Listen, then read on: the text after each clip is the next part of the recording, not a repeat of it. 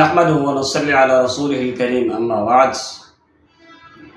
ہم آپ کی خدمت میں اسلامی مسائل پیش کر رہے ہیں اور کتاب الصلاۃ کی ہم نے ابتدا کی ہوئی ہے کتاب الطہارہ کے بعد فتاوی جات میں سے، جو کہ سعودی فتاوی جات ہیں۔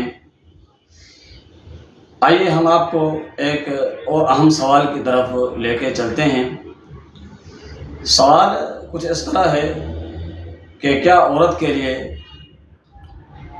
نماز کی اقامت کہنا یا وہ بغیر اقامت ہی نماز پڑھ لے، یعنی نماز کے لیے اقامت کہنا جائز ہے یا وہ بغیر اقامت کے نماز پڑھ سکتی ہے یا نہیں، اس حوالے سے سوال کیا جا رہا ہے۔ ایک اہم سوال ہے۔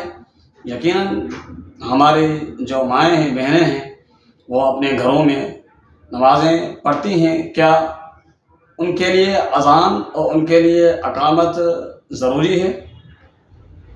اس سوال کا جواب ہم سعودی فتویٰ کمیٹی سے پوچھتے ہیں، وہ ہمیں کیا جواب ارشاد فرما رہے ہیں۔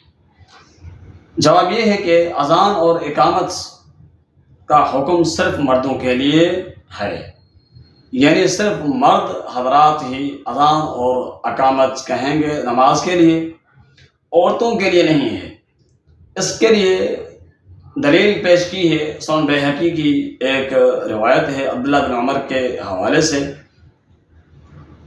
کہ لیس علی النساء اذان ولا اقامہ، سنن کبریٰ بیہقی کتاب الصلاۃ باب لیس علی النساء اذان ولا اقامہ کے اندر یہ بات موجود ہے، یہ حدیث موجود ہے کہ عورتوں کے لیے اذان اور اقامت نہیں ہے۔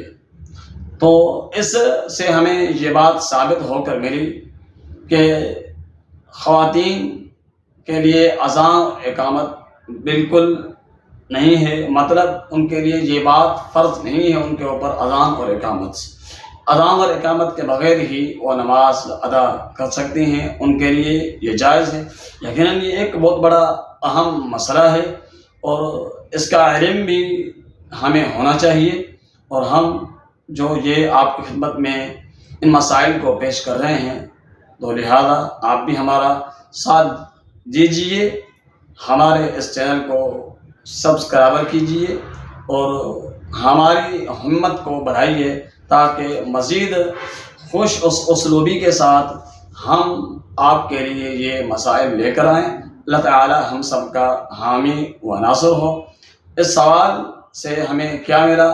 ہمیں یہ بات ملی اس سوال کے جواب سے کہ عورت کے لیے اذان اور اقامت جائز نہیں ہے، تو لہذا وہ اذان اور اقامت کے بغیر ہی نماز کو ادا کر سکتی ہے۔ ھذا ما عندی وما توفیقی الا باللہ۔ السلام علیکم ورحمۃ اللہ وبرکاتہ۔